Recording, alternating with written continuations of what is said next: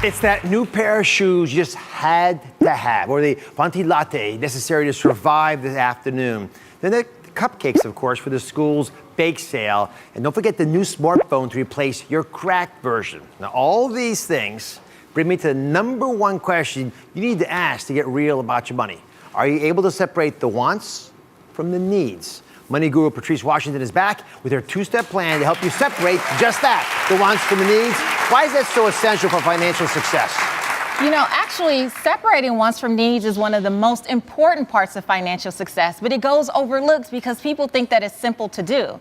The reality is a lot of us disguise some wants in the midst of our needs, and when we're trying to budget, we miscategorize. So let's get to the first step. It's the 50-30-20 rule to separate emotions from money. Explain why this is so critical. It's so critical because you get to see really what you're doing with your money. So 50% of your money should technically be going towards your needs, 30% towards the wants, and 20% towards savings. If that's out of balance, then you have a problem. It's a lot for savings. Can people do that, 20%? It's a good place to aim. If you have to start somewhere, right? So if you have to start at 5 and work your way up, that's fine, but it's definitely what you want to aim for. Do you save 20% of your money? I save more, actually. You do? Mm-hmm. Show off. Right. So Catherine wrote me on Facebook asking for help breaking down her budget. So Catherine, join me if you don't mind. How are you? Hello. Hi, Dr. I love calling in folks who so innocently post on Facebook, but that's how we get our guests. Absolutely. So how many times a week do you go shopping? Twice. Twice. And do you ever feel like you're buying extra food, things you didn't have to buy? Oh, sure, of course. I go in for 10 items and I wind up with 20. Maybe 100. No, I'm trying to undervise it, but a lot. I buy a lot more than you planned. Absolutely. Leave it at that. All right, so I want you to pay close attention, you and everybody else at home. I'm going to show you how to do this. Just ask the key question, want from needs. Come on back. All right, so the first, stay with us. What the heck? Come over here. Yeah. Okay, so these are the needs. All right? Mm-hmm. If you don't mind, please walk us through, because this is really critical. It seems so obvious, right? Why is it the number one most important question to ask? You'll figure this out in a second. Go ahead, Patrice. So our needs are those basic things that we need to survive, right? So there's food and shelter, your clothing, of course, transportation, insurance, and things like childcare. You don't have a choice about these things, right? Now, let's move over here to the place we get into trouble. These are the wants. These are the wants. This is where we typically get out of hand, and that goes beyond the 30% that we talked about. And your wants include things like eating out, entertainment, travel, gifts, morning coffee. That's a big one. And the fun clothes. So not what I need to go to work, but my party clothes on Saturday night. Are you clear on the difference here? Absolutely. All right, you can have a seat in the audience then, because I want to go through one last little bit. This 20% budget fight that we're having, right? The 20% budget fight around savings. Is it really possible to get 20%? I actually think it's achievable. It seems like it's not, but if you think about it, it is these issues. Right, absolutely. And if you actually go through the first section and cut some things down, then you can now contribute it to this section, actually. But your retirement savings, your emergency fund, and even paying over and beyond the minimum payment on any debt that you have, any credit cards, student loans, that actually counts as a part of your 20%. All right, let's do a little workshopping with the audience here. Okay. It's the final step, but it's an important one. We want you to list 3 ways, just 3 ways, 3 ways that you think your purchase will benefit your life. Pick any purchase you're thinking of making right now. Let me see some hands. Oh, you sat in the front row. Where's the there? And next to the mic. It's perfect. So, what's your name? Asia. Asia. Yes. So, Asia, explain to us what you want to buy, and then just do the exercise. I'll let Patrice push you a little bit on this. All right. Well, I would like to buy pretty much everything. I like to shop as well. I love clothes. But anyway, if I would have to buy anything, it would have to be a new cell phone. A cell phone? Yes. Patrice. So it would have to be a new cell phone? Yes, mine is very old. Okay, so is that a want to you or a need? I would say a little bit of both, if that makes sense. Okay. My phone is old. It has a crack in it. It's not a necessity, but I want a new phone because it's old and I want a prettier phone. So I actually want you to give me 3 very specific ways that this will benefit your life if you got a new cell phone today. Well, it'd be faster. Also would be prettier, so that would make me happier. And the camera also would be better, and I love to take pictures, which would also make me happier. Okay, so did anyone hear a need in any of that, right?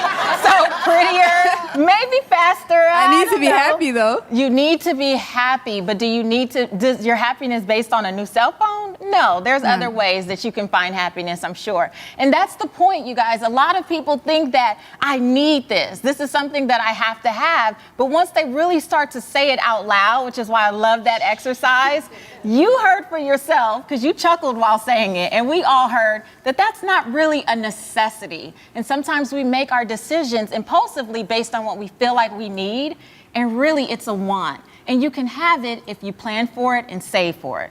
That's what I plan on doing. Okay. That's why I still have the old phone. I was convinced, Asia, by the way. Thank you. I love your advice. Thank you very much. You can find more of Patrice's money advice in her new book, Real Money Answers. We'll be right back. Today, a real action plan for real life. We're going to show you how you can save $1,000, even when that seems impossible. Financial planner Nicole Lapin says it can be done, and it's easier than you think. Thanks for being here. Thank you. All right, so I'm turning it over to you. You got a couple of tips. Yep. Who doesn't want $1,000? I do. We all do. Think about the subscriptions that you're paying for. Are you really using that gym membership? What about all the magazines you get? Do you really read them?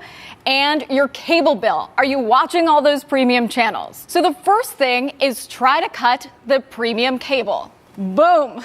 There you go. What do you normally spend on premium channels? $1,200 every single year. And instead of that, think of an alternative. You can rent a movie online. There are a lot of unlimited subscription companies. So rent that movie for $8, let's say, a month. That gets you a check to that company for $96. Way less than what we were paying before. And that gives me, we love giving a check to myself, absolutely, of $1,104 whopping dollars. As you promised, without a lot of pain. I promise. Over $1,000. The next way you can save $1,000 this year is to set up an auto transfer savings account. Please explain what that means. So look, Dr. Oz, if you don't see it coming out of your paycheck, it doesn't feel as bad, right? And then there's no risk that you're going to spend that money anyway. So take a certain amount, put it in an interest-yielding savings account. There you go. Bada bing, bada boom. You don't even have to think about it. So how much money every week should we auto transfer into the savings account? To make $1,000, $20 a week. That's like a night out with friends. It's like, you know, just a date night. And I guess you won't be spending it as much because you don't have a card to spend against it. But if you think of it that way, you also have to be able to make interest that makes up for the fact you're not spending the money. So how do you find the bank that gives you the best interest rate for that savings? You know, it's nice to have a community bank. They know your name. That's all good. But typically the bigger banks give you better interest rates. And the online banks, I mean, seriously, do you really need the candies at the banks? Yeah. Go online and you will get the best rates possible. They're not paying branch fees, so they can probably pass it on to you. In theory. Absolutely. In theory. All right. You can also save $1,000 pretty quickly by stop charging the small stuff. Now, I want you to walk people through this because people always underestimate how important that small little expenditure really is. Yeah, so the small stuff causes big problems. Let's talk about a typical purchase at a department store. Okay. Some lipstick. I know that's your color, Dr. Oz. It is my color. It's $10, right? Yep. If you don't pay that off after late fees and interest rate charges 1 month, that $10 lipstick costs $11.50. And then let's say you keep procrastinating, life happens, I get it. That $10 lipstick, after 6 months, costs $116. This is crazy talk. Then after 1 year, if you continue to not pay, if you continue to kick it down the road, that $10 lipstick costs $320. And then after 3 years, the $10 lipstick costs $1,290. I gotta say, we spend $10 for a cup of coffee these days. Yeah. And we don't realize how fast it adds up. And this is how you save $1,000 and get out of debt fast. But that said, my next guest says it's impossible for her to save $1,000 because she's already $20,000 in credit card debt. So, dear, how do you run into $20,000 of in the whole credit card debt? Well, being a single mom and my income not carrying me long enough, one credit card after another credit card just to survive. So saving anything is virtually impossible in my mind. So I don't know what to do. When was the last time you saved money? You actually put money aside so you'd have it for later in your life? Never. Never? No. I don't know how. I was never taught. So I don't know how to begin to save anything. So how could you and everyone else who wants to make a big dent in that $20,000 hole that they've got, that's daunting. It's totally daunting. I get it. There are 3 main steps, though, that perhaps I think you could do right away.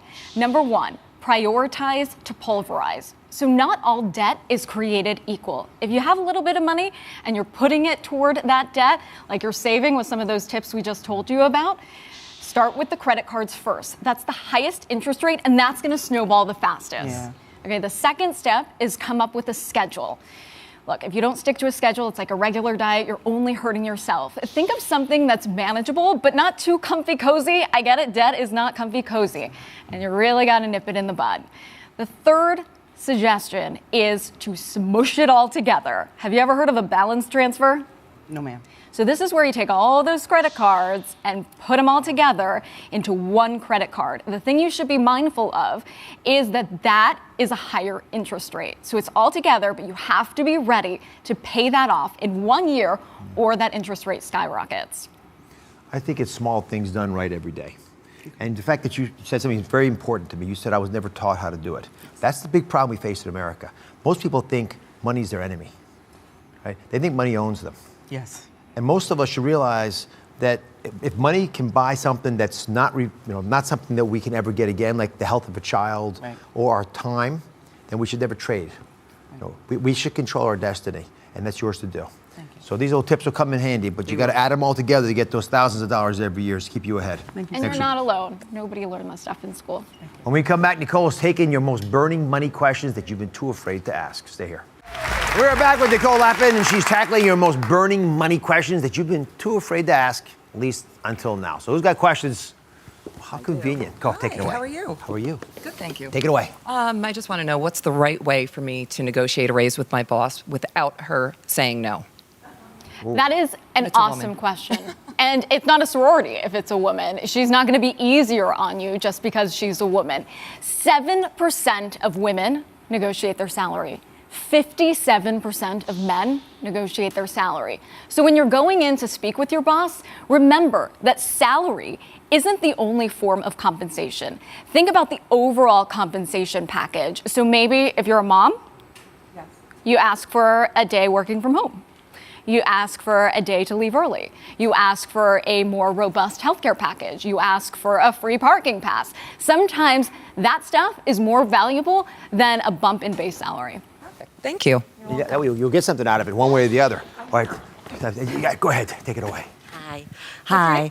Is that a deal breaker in a relationship? Absolutely. I have spoken to so many men and women who start relationships and see that their partner, their potential partner, has a boatload of debt. They're like, listen, I have my financial life together, I'm out. Here's the thing, when we're in the dating world, we have more superficial breakers than money. Hair color, height, weight. I mean, debt should be one of them. Thank you. Why wouldn't it be a deal breaker? It would be a problem for me. It would be a problem for me too, yeah. Because you're taking on that debt. Yeah, absolutely. So that affects your life. You were speaking to us earlier. Is that a problem for you? I don't want anyone. What's it?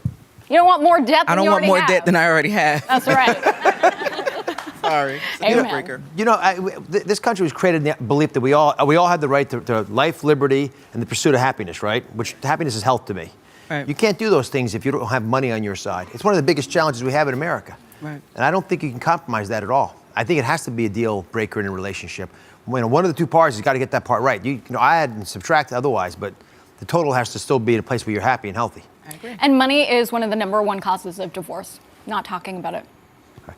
One last question. Go ahead. If I can't pay off my bills, how can I ask for help? You know, asking for help is nothing to be bashful about. There is no shame in asking for help. So there are a couple of places that you can look, but you want to look for a reputable organization. The National Foundation for Credit Counseling is one you can start with. There are some sketchy ones, so you don't want to get yourself in more problems than you already have, but you should definitely look for help, and they can help you set up a timetable to set up your financial life.